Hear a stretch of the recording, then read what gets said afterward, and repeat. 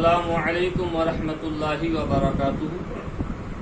اب جب ہم نے آپ کو غسل کا طریقہ بتا دیا، اب اس کے بعد جب ہم پاک ہو گئے، اب ہمیں نماز پڑھنی ہے، قرآن کی تلاوت کرنی ہے، تو اس کے لیے ہمیں وضو کرنا پڑتا ہے۔ تو وضو کیسے کیا جائے گا، وضو کا طریقہ کیا ہے؟ سب سے پہلے تو یہ جانیے کہ وضو میں 4 چیزیں فرض ہیں جن کا ثبوت قرآن میں ہے۔ اللہ تعالیٰ قرآن کریم میں ارشاد فرماتا ہے، یا ایھا الذین آمنوا اذا قمتم الی الصلاۃ فاغسلوا وجوہکم وایدیکم الی المرافق وامسحوا برؤوسکم وارجلکم الی الکعبین۔ اس آیت کا ترجمہ، اے ایمان والو، جب تم نماز کا ارادہ کر لو یا نماز پڑھنے کے لیے جاؤ، اذا قمتم الی الصلاۃ، نماز پڑھنے کا ارادہ کرو، تو فاغسلوا وجوہکم، سب سے پہلا فرض ہے اپنے چہرے کو دھو لو۔ وضو کا پہلا فرض اپنے چہرے کو دھو لو۔ اس کے بعد اللہ فرماتا وایدیکم، اور اپنے ہاتھوں کو دھو لو، یعنی گٹے سے لے کر اور یہ پنجے کا حصہ پورا ہمیں دونوں ہاتھ دھونا ہے۔ یہ وضو کا دوسرا فرض ہے۔ وامسحوا برؤوسکم، اور اپنے سر کا مسح کرو، یعنی چوتھائی سر کا ہمیں مسح کرنا۔ یوں ہاتھ یہاں ماتھے سے جائے گا، پھر پیچھے یوں آئے گا، پھر کان کے لگا کے صاف کر کے چوتھائی سر کا مسح کرنا ہے۔ یہ وضو کا تیسرا فرض ہے۔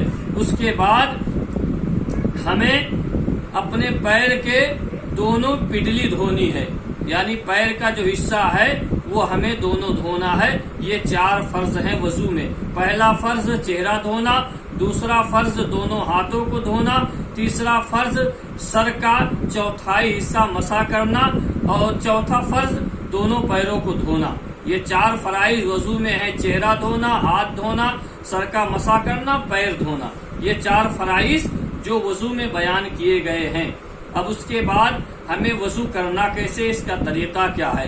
جب ہم وضو کرنے کے لیے جائیں تو سب سے پہلے اپنے ہاتھوں کو 3 بار دھونا ہے۔ اس کے بعد جب ہاتھوں کو دھو لیجئے تو اگر ہم مسواک کرتے ہیں تو پہلے مسواک کیجئے، کیونکہ میرے آقا نے فرمایا کہ جو مسواک کرتے ہیں اللہ تعالیٰ انہیں منہ کی بیماریوں سے محفوظ رکھتا ہے۔ یہ اس کی مسواک کی برکت ہے۔ اگر مسواک کرتے تو کیجئے، نہیں کرتے تو 3 بار ہاتھ دھو کر پھر اس کے بعد کلی کرنا ہے۔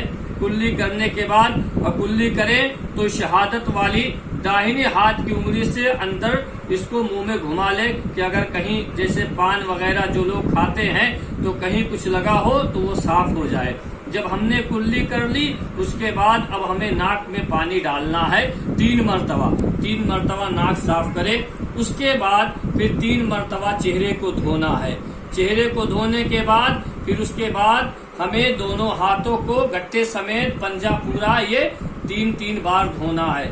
اس کے بعد ہمیں پھر سر کا مسح کرنا ہے۔ لیکن ایک بات اور خیال رکھیں کہ جو لوگ ہاتھ میں انگوٹھی پہنتے ہیں ان کو یہ چاہیے کہ انگوٹھی ڈھیلی پہنے، تاکہ جس انگلی میں انگوٹھی پہنی ہے اس کے اندر بھی پانی چلا جائے۔ اگر نہیں جائے گا تو وضو نہیں ہوگا، اس لیے کہ گٹے سے لے کر اور انگلیوں تک یہ دونوں ہاتھ کا ہر حصہ بھیگنا یہ فرض ہے۔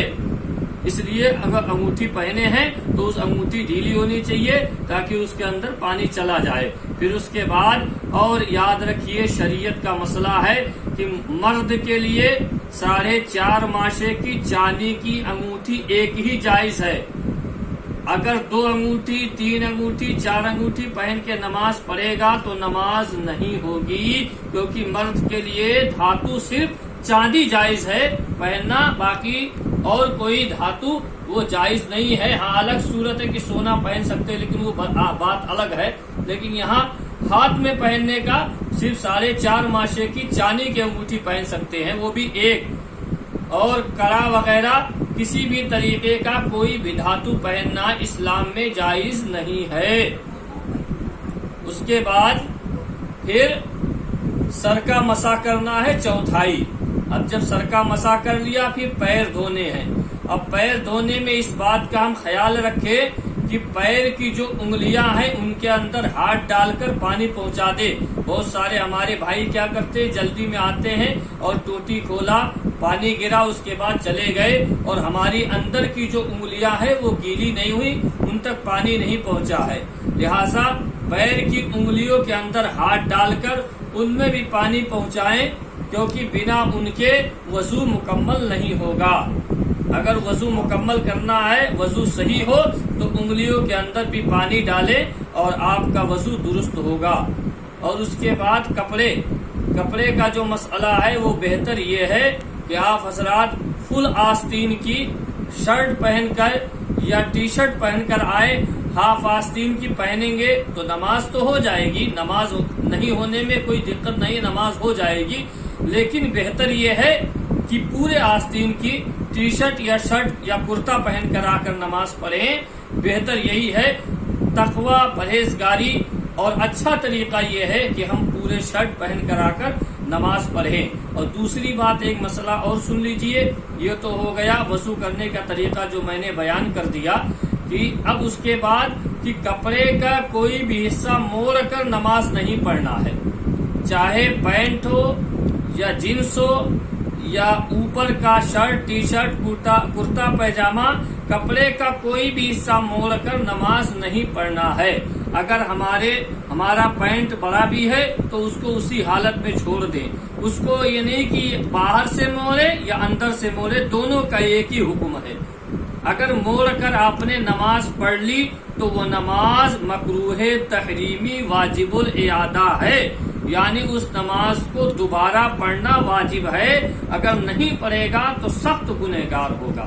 لہذا میرے پیارے بھائیوں، میرے دوستوں، ان شریعت اور دین کے ان مسائل پر عمل کرے۔ اللہ تعالی ہم تمام لوگوں کو اسلام کے قانون، رسول کے قانون، خدا کے قانون کو سیکھنے کی توفیق دے، اور یہ بات جو میں آپ سے عرض کر رہا ہوں اس کو دوسرے تک بھی شیئر کرے، کیونکہ میرے آقا نے فرمایا، حدیث ہے کہ اچھی بات کو سن کر دوسرے تک پہنچانا یہ ثواب جاریہ ہے، صدقے جاریہ ہے۔ آپ اس نیت سے دوسروں تک اپنے مسلمان بھائی کو بھی آگے پہنچائے، تاکہ ہو سکتا آپ کے بھیجنے سے ان کے غلطی میں یا انہیں اس بات کا علم ہو جائے، انہیں معلوم ہو جائے تو وہ بھی عمل کرنے لگے، آپ کو بھی ثواب ملے گا، ہمیں بھی ملے گا۔ اللہ تعالی ہم تمام لوگوں کو ان باتوں پر عمل کرنے کی توفیق عطا فرمائے۔ وآخر دعوانا ان الحمد للہ رب العالمین۔ السلام علیکم ورحمۃ اللہ وبرکاتہ۔